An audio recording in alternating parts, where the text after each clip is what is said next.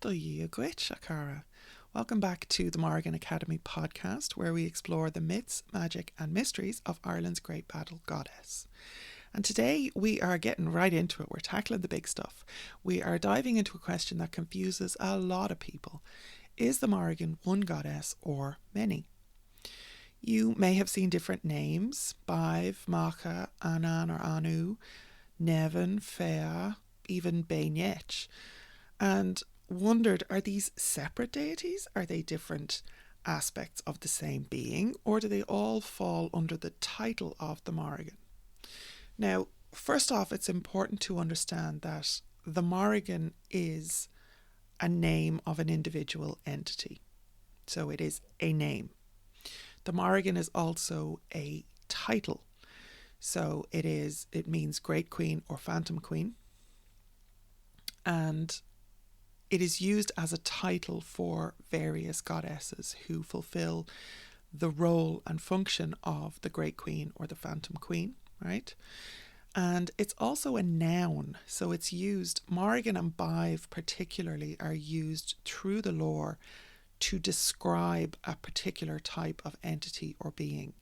So that piece is really key to understanding how all of this kind of weaves together. When you understand that when you hear the Morrigan, it could be any one of those things. It could be a name, it could be a title, or it could be a noun. So, that being said, let's look at the names of the Morrigan. So, she is very much a pivotal figure in Irish mythology, but she's not always called by the name, the Morrigan. And instead, she appears under different names, each reflecting maybe a part of her power or, again, a particular role and function that gives the title or description of the Morrigan. So Mórrígan is Great Queen or Phantom Queen, and this is her most recognised title.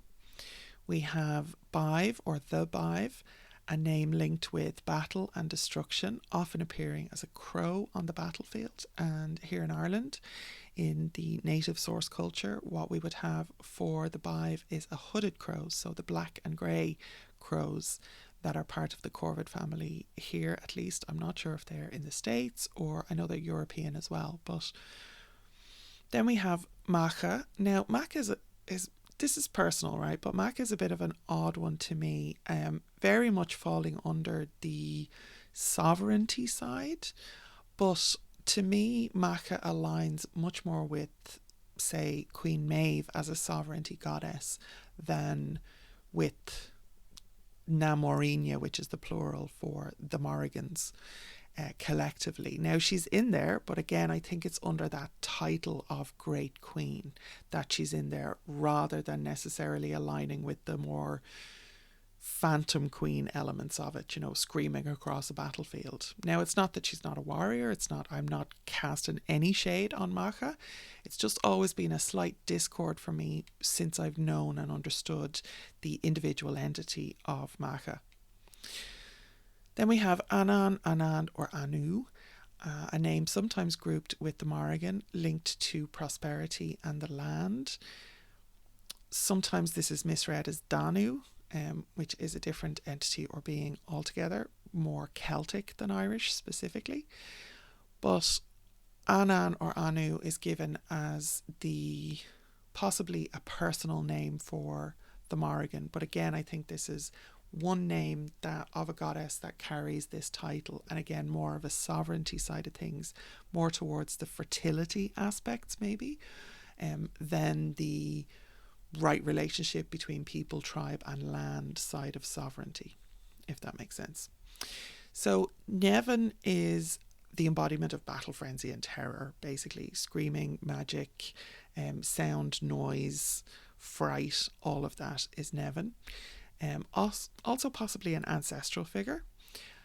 Fea is connected to ominous and prophetic speech, sometimes appearing alongside Nemain. Not much is known about Fea. Badb Caha would be another title. It means battle crow and would be a direct reference to her role in war. And then Bainech would be either wife of Nech, and Nech is a war god, or wife of battle, wife of war, basically. So Again, possibly another individual, but possibly a title of one of these queens, right? So these names show that she isn't a simple singular figure, complex. We've always said that she's complex.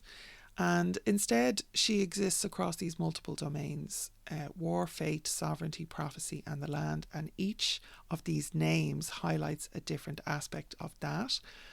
Personally, I very much treat them as individual entities. I would find it very disrespectful to swap them out in any way. I approach each of them as autonomous beings. You do what you want, but that has worked best for me over the last 2 decades of working with these goddesses collectively and individually. So the Morrigan groups, what the texts actually say, we're just going to fly through this because it really deserves a deep dive. I definitely go into it in my book, which you can find more details on at morrigan.academy/book. It is being published by Llewellyn in August 2025. So what we have in Laura Gabala Erin, or the Book of Invasions, is the Morrigan listed as one of 3 daughters of Ernmas. Badb and Macha and the Morrigan are listed there, but there's also multiple versions of this text, and the names kind of dance around. So you've got Badb, Macha and Anann in another one. In the Second Battle of Mythological, the Morrigan appears alone, but Badb and Nemain are also named separately in descriptions of the battle as goddesses or entities or supernatural figures who are sowing confusion among warriors. In the Tombo Cúilne, the Morrigan acts independently, interacting directly with Cuchulainn rather than appearing as part of a trio, but the other sisters all show up. Maybe not all. Yes, I think they all. I know Badb was mentioned in Cecile O'Reilly's translation of Tombo Cúilne, the first recension. But anyway, we're getting into very specifics there. I said I was going to keep it light. We later have, in the destruction of the Durga's hostel, Badb, Macha and Nemain appear together, separate from the Morrigan's other mentions in mythology. And then we have multiple glosses then, which are kind of like dictionaries or encyclopedias or like explanations within the manuscripts for the terms that are being used and recorded. And sometimes then a glossary is a collection of those as well. So like a dictionary or an encyclopedia, more so. So there's mentions of Fea and Nemain and Badb and all sorts, and it runs across, there's multiple different glossaries, so you're really running the full spectrum there. And there really is this broad spectrum of names beyond the usual 3. So is the Morrigan part of a trio? No, not really.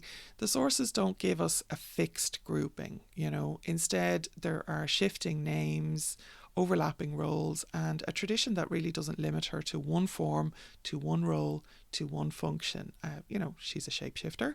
She, again, goes where she's needed. She's a strategist.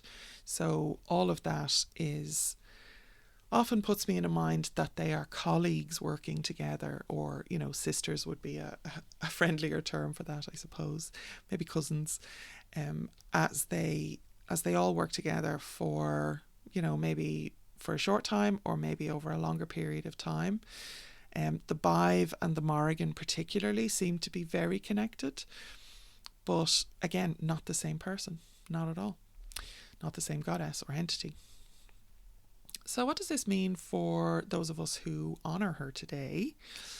If you're trying to make sense of all this in your own practice, there are a couple of things that you probably should remember. So the Morrigan is not neatly defined as a triple goddess.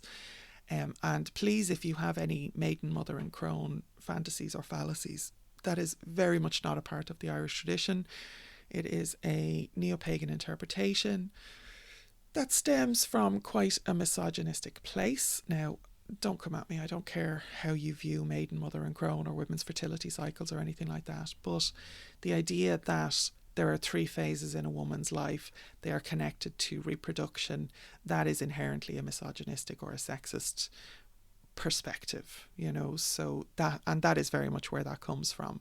So however you want to interpret it, you do you, boo, but that is not part of the Irish tradition. It is certainly not part of contemporary pagan practice, and it is, well, here, my Irish pagan practice, or our Irish paganism practice, it has no place in it, okay?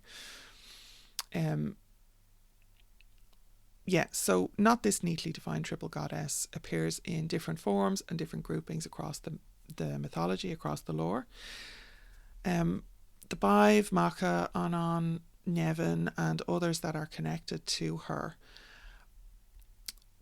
they're there, they're in alignment, they're adjacent, but they're not always presented as one being. So rather than thinking of her as a fixed set of three, it's more useful to see her as this kind of shifting presence, taking the form she needs in a given moment. And that's if you are believing that it's kind of one spirit who appears in multiple different forms as a shapeshifter. I have no definitive answer if that is, like, if there's one kind of source goddess and she just shows up in all these different guises. That is a possibility. Personally, I believe that there are multiple goddesses that all work autonomously but sometimes work together. But again, I'm not here to tell you what to believe. I'm here to give you just the facts, Mom. So this means that as someone who honours the Morrigan, you don't need to put her in a strict category. Some people will experience her as this one powerful figure, while others find that they connect more with a specific name, a particular name. So Badb in times of battle, or Macha when facing leadership and sovereignty challenges, Anann when working with the land maybe. The important thing is to approach her through the actual myths. Really, really know and understand what your own belief is, but base it on an understanding and an education in the source lore. It's so, so important. Rather than trying to impose a modern structure on her or project your own stuff onto her, which is very, very common, unfortunately, in modern paganism. So, is the goddess one or many? And the best answer I really have is she is whatever she needs to be. And that in itself could change, over time or as needs happen or occur.